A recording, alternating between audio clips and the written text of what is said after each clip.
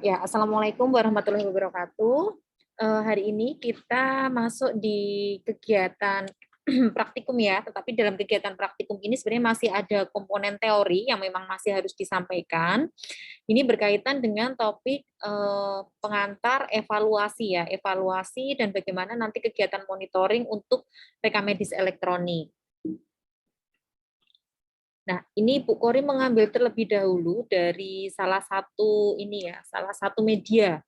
Salah satu media tahun 2016 ya, ini puskesmas canggih, pasien dikunjungi, sebaran penyakit dipetakan. Jadi kita melihat dulu dari segi masyarakat, dari segi apa namanya pandangan di lingkungan kita, bagaimana sih paradigma mereka itu berkaitan dengan yang namanya elektronik gitu, yang namanya terkait dengan rekam medis elektronik ini. Ini yang mau Bu Kori sampaikan dari dari kegiatan dari gambar ini ya, dari gambar ini adalah informasi tersebut. Jadi seperti apa masyarakat itu melihat bahwa oh yang namanya udah elektronik, yang namanya teknologi canggih itu hanya dengan kita itu bisa menyampaikan suatu data, bagaimana sebaran penyakit itu dipetakan, itu sudah disebut dengan canggih. Apakah hanya sebatas itu gitu loh. Itu yang mau disampaikan. Jadi sebenarnya dari yang ini dari apa namanya artikel media sosial ini sebenarnya kan dia hanya mau menyampaikan bahwa untuk penyampaian data berkaitan dengan demografi pasien itu dia menggunakan data spasial. Intinya kan cuma mau menjelaskan kayak gitu ya. Data spasial kan berbasis geographic information system, mau menyampaikan seperti itu. Tapi itu sudah diberikan makna sebagai suatu teknologi informasi yang canggih. Nah, ini. Padahal kalau menurut mahasiswa kira-kira gimana ini? Apakah itu sudah bisa disebut dengan suatu teknologi yang canggih belum kira-kira suatu kebutuhan dari sistem informasi yang memang sudah bisa mengakomodir kebutuhan dari puskesmas belum? Karena ini kasusnya puskesmas nih. Kira-kira gimana? Kalau dari gambar ini dulu, coba. Mas Fahrur mungkin? Coba Mas Fahrur. Kalau misalkan, banyak puskesmas yang belum mengimplementasikan, eee, sebaran penyakit itu sebagai dipetakan gitu, Bu, Mm-mm. mungkin bisa dikategorikan itu sudah mendahului atau pionir gitu dalam melakukan perkembangan teknologi, berarti bisa dikatakan canggih gitu, Bu. Kalau misalkan Hmm. banyak yang puskesmas yang belum mengimplementasikan, Bu, seperti itu. Ya, ya. Jadi sesuatu yang baru ya, sesuatu yang baru Iya, merupakan inovasi baru sehingga memang ini jauh lebih menarik ya, sehingga memang layak disebut dengan canggih gitu ya. Apalagi tadi model dari penyajian datanya ini sudah dimodifikasi, tidak hanya dalam bentuk dashboard eksekutif bentuknya grafik, tabel ya, tetapi sudah ada peta ya, peta yang menunjukkan sebenarnya posisinya demografinya itu seperti apa sih pasien kita, cakupan puskesmas ini. Nah, itu makanya dari stigma masyarakat aja sudah menganggap bahwa ini adalah suatu teknologi yang canggih. Nah, judul dari aplikasi ini adalah Moduit ya, Mobile Terpadu dan Berbasis Informasi Teknologi. Itu judul aplikasinya. Baik, udah mulai kita arahkan ke sana ya, karena udah mahasiswa tingkat atas. Baik. Yang selanjutnya adalah sebenarnya apa sih tujuan ya? Tujuan dari apa sih tujuan dari kita melakukan apa namanya evaluasi sistem informasi itu tujuannya apa? Yang pertama tujuannya adalah untuk memastikan efektivitas dari implementasi. Jadi sebenarnya kalau kita kembali lagi memahami terkait dengan siklus manajemen itu kan ada planning, organizing, actuating, controlling ya, controlling, monitoring ya di situ. Di tahap akhir itulah sebenarnya ada proses mengevaluasi ya. Jadi apa sistem yang sudah kita rencanakan kemarin, yang sudah kita kembangkan, itu apakah memang dia itu sudah berfungsi sesuai dengan harapan dari user. Kan usernya nanti di rumah sakit banyak, tidak hanya orang rekam medis saja. Yang menggunakan rekam medis kan banyak orang ya, ada dokter, ada perawat, nah itu kita nilai, apakah memang dia efektif ya. Nah, efektif ini nanti ada kita kaitkan dengan beberapa tool ya. Ada beberapa tool atau beberapa instrumen metode yang bisa digunakan untuk menilai evaluasi sistem informasi. Itu besok akan disampaikan oleh Bu Imaniar ya. Nanti ada khusus terkait dengan model-modelnya nanti disampaikan oleh Bu Imaniar. Nah, ini kita hanya sebatas pengantar dan tujuan, supaya nanti mahasiswa mengetahui dulu seberapa penting sih terkait dengan evaluasi sistem. Kemudian yang kedua adalah mengukur kinerja. Jadi ada salah satu model namanya adalah Text Technology Fit ya, TTF. Itu dia adalah untuk menilai bahwa dengan adanya pengembangan sistem informasi, itu nanti kinerja SDM ini menjadi jauh lebih efektif. Contoh misalnya, dulu itu kalau yang namanya perawat itu, dia melakukan asesmen keperawatan, mencatat di dalam formulir sampai dengan nanti dia merekap misalnya ya, merekap itu membutuhkan waktu 10 menit, tetapi dengan sistem informasi ini mungkin hanya membutuhkan waktu 5 menit. Karena memang ada beberapa proses yang dipangkas ya, beberapa proses yang dipangkas. Atau mungkin kita di bagian pelaporan nih, di bagian pelaporan kan kita melakukan pengolahan itu mulai dari sensus harian rawat inap, kemudian kita lakukan rekapitulasi ya, rekapitulasi sensus harian, kemudian kita setelah itu baru melakukan pengolahan supaya nanti bisa menyajikan data BOR, LOS, TOI, BTO seperti itu, sampai dengan nanti kita buat grafik Bubber-Johnson.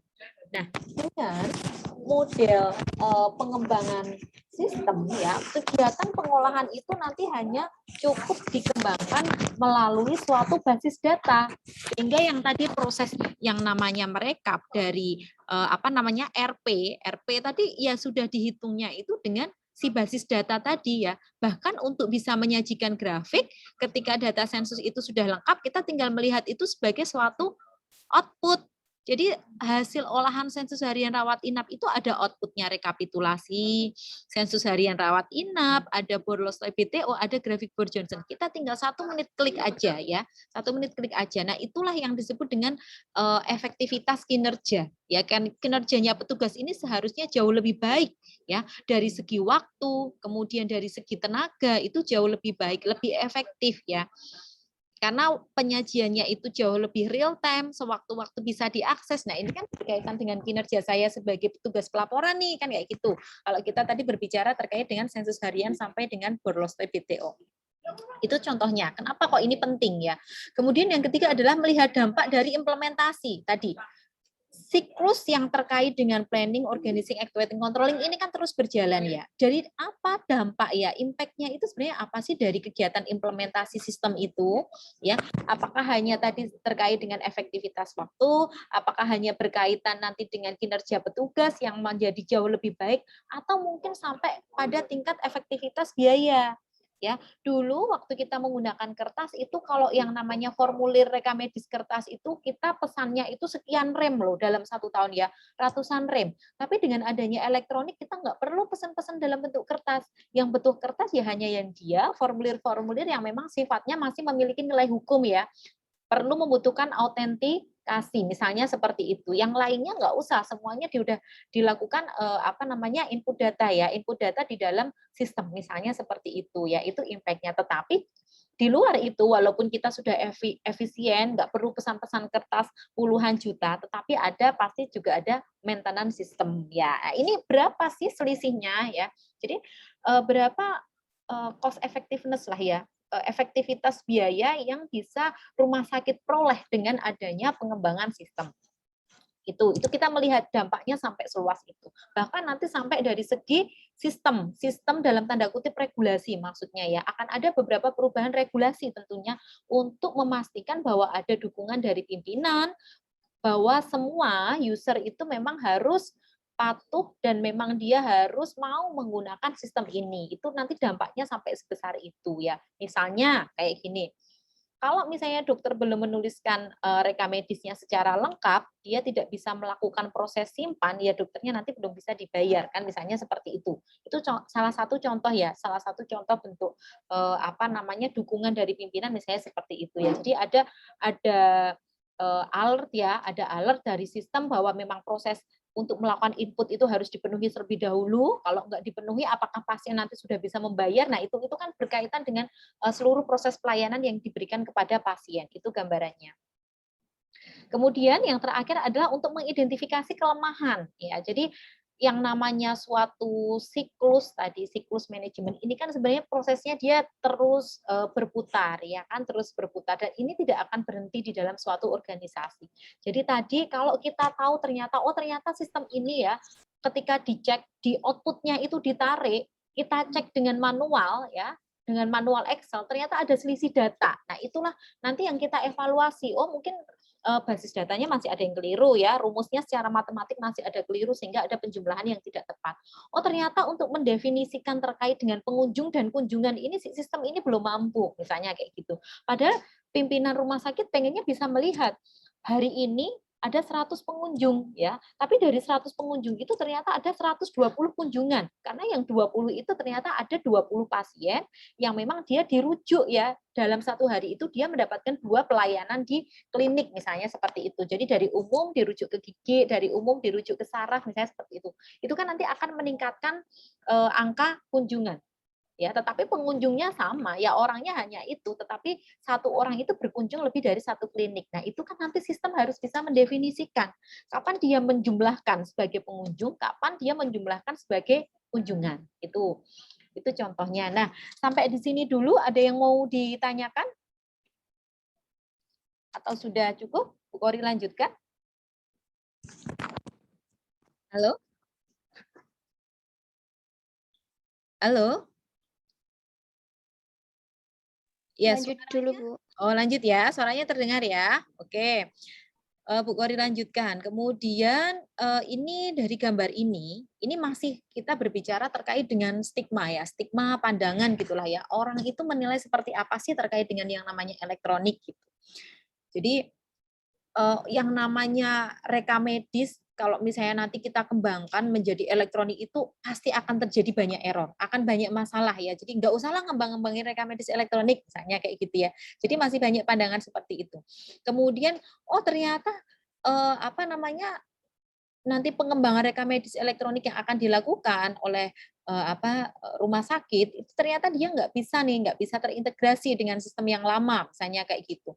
Ternyata data-data yang lama nanti kita hilang misalnya kayak gitu. Nah, ini yang harus ada crash ya. Jadi itu yang harus kita perhatikan ya, kita perhatikan bahwa memang sebenarnya ada konsep ya, ada metode yang bisa kita gunakan untuk bisa mempertahankan data-data lama yang sudah ada di rumah sakit. Karena dulu itu dia menggunakan vendor pihak ketiga, pengembangannya hanya terbatas sampai dengan pengembangan billing system. Sekarang mau kita kembangkan nih ke rekam medis elektronik, misalnya begitu. Nah, data-data pasien yang lama kemarin itu seperti apa? Apakah itu hilang begitu saja, kemudian kita pakai sistem baru kan enggak ya. Yang namanya rekam medis ya kita harus menjaga kesinambungan, kita harus bisa menjaga kontinuitas informasi, sehingga memang harus bisa dilakukan migrasi data. Ya, jadi proses migrasi data ini nanti penting untuk menjamin bahwa riwayat yang kemarin itu bisa dijamin. Nah, ini ada orang peran rekam medis. Jadi bagaimana reaksi Anda? Bagaimana nanti reaksi teman-teman di sini ketika besok kalian bekerja di lapangan ya? Oh, kita mau mengembangkan elektronik. Tapi mungkin ada beberapa pandangan dari senior-senior lah yang menganggap bahwa itu nanti akan mempersulit, itu membutuhkan biaya banyak ya. Nanti akan sering terjadi error ya. Kalau sering terjadi error, loh pasiennya tambah marah-marah, misalnya kayak gitu. Nah, ini yang harus kita sampaikan di awal ya. Sebenarnya memang ada tahapan yang memang memantapkan di tahap identifikasi kebutuhan, di tahap studi kelayakan ya. Jadi di tahap pertama proses perencanaan sistem itulah nanti yang akan kita kuatkan bahwa memang ya proses ini bisa dijamin ya, proses ini bisa dijamin untuk meminimalkan tadi yang namanya error, yang namanya crash ya. Nah, itu bisa diminimalkan. Kemudian ini terkait dengan policy ya. Policy itu masih sama terkait dengan isu ya, bahasa mudahnya isu. Isu terkait dengan kendala penerapan RME. Jadi isunya itu seperti apa sih? Ya, isunya itu komputer dan jaringannya sering bermasalah. Kurangnya tenaga atau SDM, ya kan karena harus nginput satu-satu. Masalah yang terjadi pada sistem kadang tidak bisa diselesaikan oleh pengisi atau user. Usernya itu pokoknya bisanya pakai, tapi dia tidak bisa mengatasi ketika nanti terjadi suatu permasalahan. Kalau begitu, berarti rumah sakit harus memikirkan tim IT-nya itu harus bisa ada yang membackup siapa yang bertanggung jawab terkait dengan jaringan ya. Jadi yang bertanggung jawab terkait dengan softwarenya siapa, yang berkaitan dengan hardware siapa. Termasuk kalau kita menggunakan pihak ketiga. Jadi jangan mau menggunakan pihak ketiga kalau tim IT-nya tidak dikader ya. Jadi kita itu menggunakan pihak ketiga, vendor itu hanya untuk proses perancangan cepat ya. Jadi kita tuh mau pengennya cepat, gendang ada sistem informasinya, ya. Tetapi di dalam proses nanti mau implementasi itu libatkan si IT ini supaya mereka bisa dikader. Pelan-pelan itu bisa dikader. Nanti kalau ada error di sini, kamu ngeceknya ke sini. Data ini diperoleh dari sini gitu ya. Jadi ada proses kaderisasi. Itulah yang vendor yang ini ya, vendor yang baik lah itu yang seperti itu. Jadi perlu nanti disampaikan pada waktu kalian nanti melakukan MOU dengan pihak ketiga ya, perlu diperhatikan. Kemudian pelayanan menjadi lebih lama saat ada kendala. Ya, ini sebenarnya kaitannya dengan tadi ya, kalau memang kita nggak tahu bagaimana cara mengatasinya, ya pasti nanti kendala itu akan diselesaikan dalam waktu yang lama. Tetapi ketika nanti sistemnya itu udah bisa autopilot, ya masing-masing itu memang sudah memahami, oh saya sebagai coder itu paling fitur saya cuma berkaitan dengan inilah. Ini kalau terjadi error tuh nanti ini misalnya saya restart dulu, kemudian nanti saya login lagi, saya cek lagi data-datanya yang tadi sudah masuk atau belum, misalnya kayak itu. Nah, itu nanti sudah terbiasa akhirnya ya. Jadi akhirnya nanti juga akan lama-lama terbiasa. Kemudian tidak mudah digunakan oleh pemula ya, karena user interface-nya kan berbeda sama yang kemarin gitu ya. Kebutuhan informasinya juga sudah berbeda, misalnya kayak gitu. Kemudian resistensi oleh user kelompok tertentu. Ini terutama para senior-senior yang memang maaf agak gaptek biasanya ya, agak gaptek ini susah untuk, jadi memang strateginya gimana Bu kalau ada policy kendala penerapan RME seperti ini gitu. Ya kita buat role model dulu. Kita ambil salah satu klinik yang akan kita jadikan role model untuk pengembangan RME. Jadi tahapan implementasinya tuh nanti kita buat bertahap ya. Jangan langsung semuanya diimplementasikan di semua klinik, itu nggak usah. Tapi kita buat bertahap. Misalnya nanti klinik anak dulu nih yang mau kita hire sebagai role model, misalnya seperti itu. Di klinik anak itu pertimbangannya karena di sana dosennya, dokternya masih muda-muda, misalnya seperti itu ya. Mereka sudah terbiasa menggunakan teknologi, misalnya begitu. Ya, jadi kita buat salah satu role model sebagai percontohan bahwa ini loh bisa sebenarnya kayak gitu. Kemudian banyak menyita waktu apabila jumlah pasien sedang banyak karena masih harus mengisi rekam medis manual. Nah ini ya, tadi yang Bu Kori sampaikan di awal, tahap perencanaan ini harus matang. Jadi apakah nanti di dalam proses implementasi itu masih mempertahankan yang manual atau sudah elektronik ya? Kalau semuanya memang nanti akhirnya sudah elektronik, nggak ada kertasnya, ya nggak apa-apa. Tapi pastikan nanti si user itu sudah mengisi. Ya. Jadi ada di proses transisi dari manual ke elektronik itu pasti ada kendala, itu sesuatu yang wajar. Tetapi kita sebagai orang yang ahli, memang kita paham terkait hal itu, juga harus bisa menyampaikan kapan target dari transisi ini berhenti masalahnya. Ya, jadi kita targetkan, oh mungkin transisi ini akan mengalami kendala hanya dalam waktu sekitar 3 bulan. Tapi setelah 3 bulan kita menganggap bahwa ya usernya sudah bisa melakukannya begitu. Kemudian tidak adanya tim yang siap segera menyelesaikan masalah sistem baik dari hardware maupun software. Nah, ini yang tadi ya. Jadi paling tidak tetap ada orang yang memang dia itu bertanggung jawab dari segi IT ya. Jadi ada orang IT internal, jangan semuanya itu dari luar. Kalaupun kita menggunakan pihak ketiga ya berarti harus ada pihak ketiga yang memang nanti standby untuk tadi kaderisasi. Kenapa kok kaderisasi itu penting? Karena yang namanya organisasi itu ya harus mandiri ya, harus mandiri. Orang-orang itu harus bisa bekerja secara sendiri, secara mandiri, menyelesaikan masalahnya sendiri ya. Biasanya kita sebut ya, ini namanya autopilot ya. Jadi udah nggak ada pimpinan pun semuanya tetap beres ya. Itu kayak gitu. Termasuk di dalam pengembangan rekam medis elektronik. Kalau kita pakai vendor pihak ketiga, ketika tidak ada vendor bagaimana? Ya semuanya sudah harus bisa berjalan. Sehingga penting tadi yang namanya melakukan kaderisasi ketika kita menggunakan pihak ketiga. Ya, kemudian evaluasi sebelum merencanakan RME itu adalah penting, sangat penting. Kenapa kok ini sangat penting? Ya, terkait dengan melihat keterampilan penggunaan komputer, bagaimana tanggapan persepsi lingkungan staf ya, tugas yang diharapkan, kemudian seperti apa hasil yang diharapkan, bahkan nanti bagaimana sih posisi organisasi itu.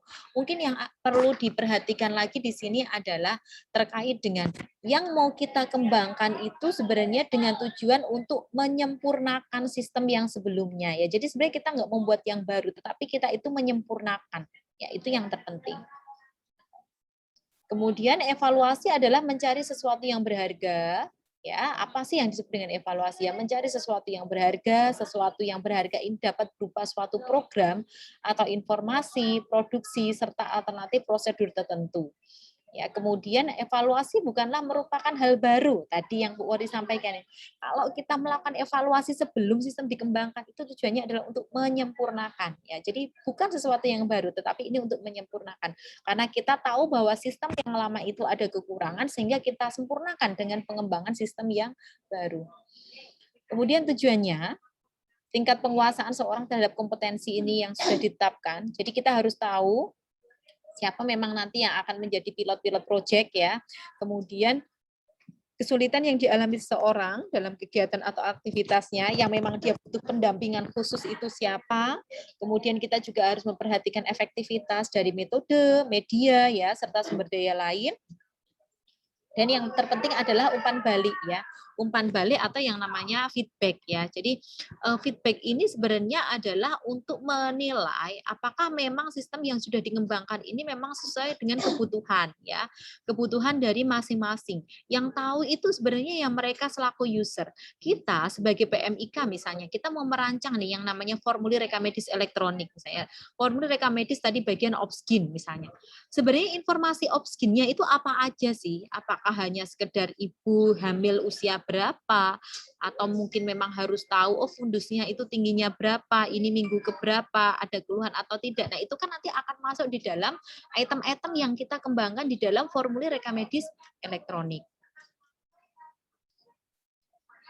Kemudian keberhasilannya ya, yang selanjutnya ini ya, yang selanjutnya. Ya, bagaimana fungsi ya, fungsi dari evaluasi. Jadi fungsi dari kegiatan evaluasi ini adalah untuk mengukur keberhasilan ya, keberhasilan yang apa sih Bu ya, yang di tahap perencanaan tadi.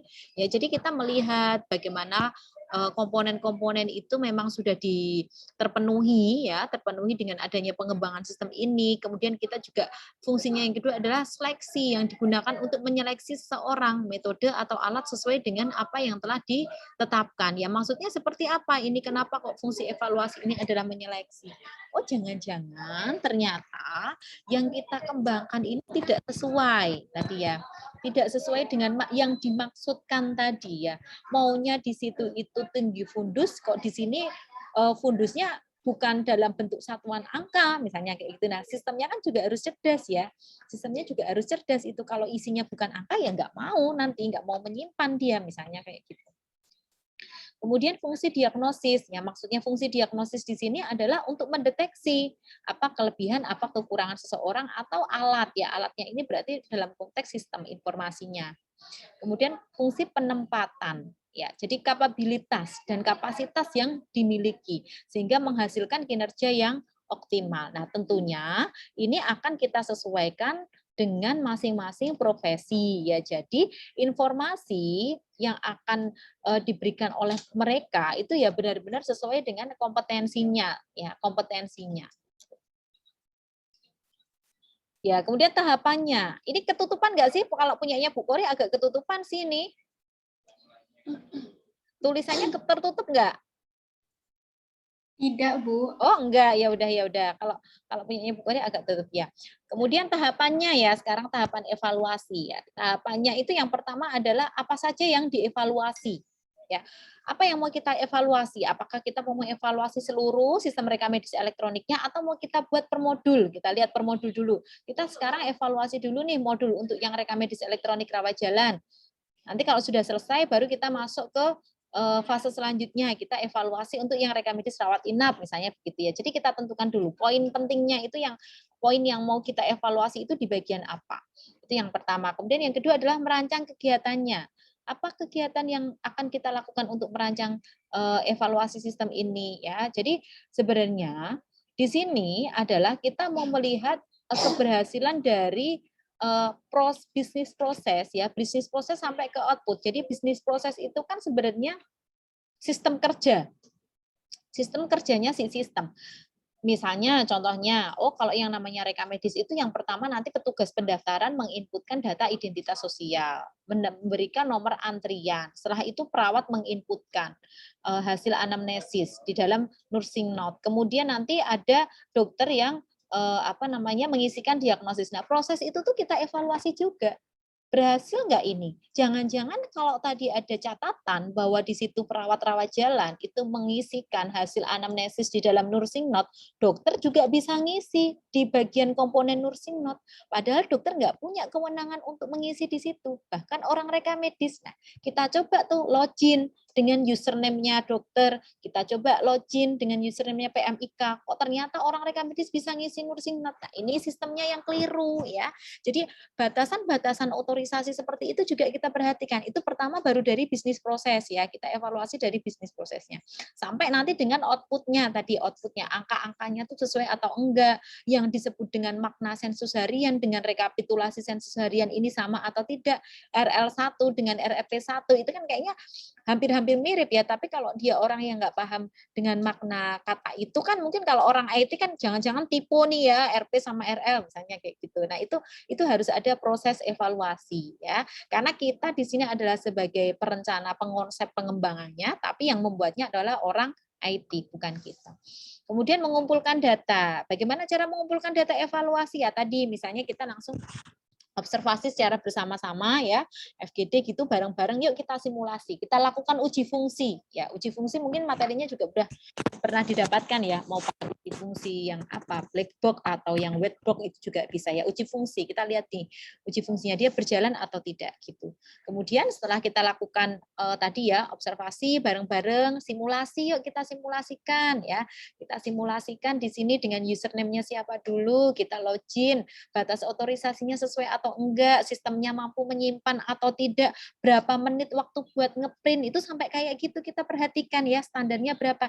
Jangan-jangan untuk melakukan print nanti butuh waktu 5 menit. Nah, ini ya ada kendala mungkin, atau mungkin untuk melakukan ekspor data belum bisa. Ketika klik ekspor data yang muncul malah print misalnya kayak gitu. Jadi sudah ada tombolnya tetapi tombolnya belum berfungsi. Nah, itu juga kita lakukan evaluasi ya. Jadi sebenarnya ketika kita mau melakukan evaluasi itu kita hanya mau memastikan ya sistem ini memang sudah berjalan sesuai dengan rencana kita, sesuai dengan aturan yang memang sudah kita buat ketika kita masih menggunakan yang namanya reka medis manual gitu. Kemudian ada analisis data. Ya, analisis data ini tentunya tadi sesuai dengan apa yang di tahap 1 tadi, apa yang mau kita evaluasi.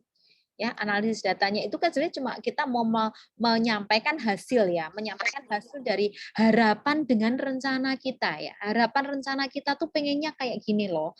Pengennya itu kalau yang namanya reka medis itu ya dia cerdas, nggak cuma bisa nyimpen-nyimpen terus bentuknya kertas aja enggak, tapi ada alert ya. Tadi ada batas otorisasi kewenangan yang memang tetap kita jaga. Siapa yang bisa mengakses itu ya dibatasi gitu.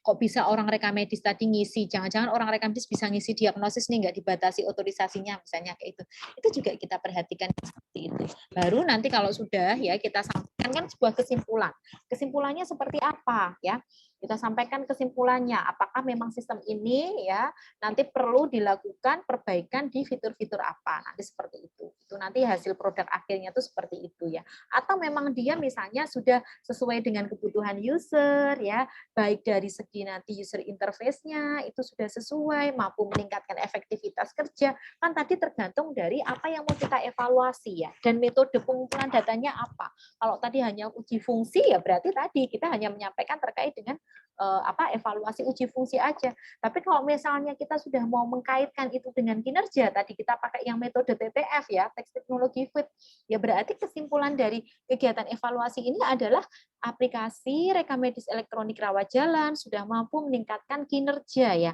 Seberapa efektif peningkatan kinerja kita sampaikan, yang dulu sekian menit sekarang jadi sekian menit, waktu tunggu pasien yang dulu sekian menit sekarang hanya sekian menit, yang dulu pasien itu kalau periksa rawat jalan harus bayar dengan membawa kertas, membawa resep dalam bentuk kertas, sekarang dia hanya datang aja, tahu-tahu di sana resepnya, obatnya sudah ada, tinggal tunggu dipanggil, nah misalnya begitu ya. Itu salah satu bentuk kesimpulannya nanti. Jadi tadi bergantung dari apa fokus yang mau kita evaluasi, kemudian yang kedua adalah metode yang akan kita gunakan, karena metode itu tentunya akan menyesuaikan dengan apa yang ingin kita evaluasi. Nah, terus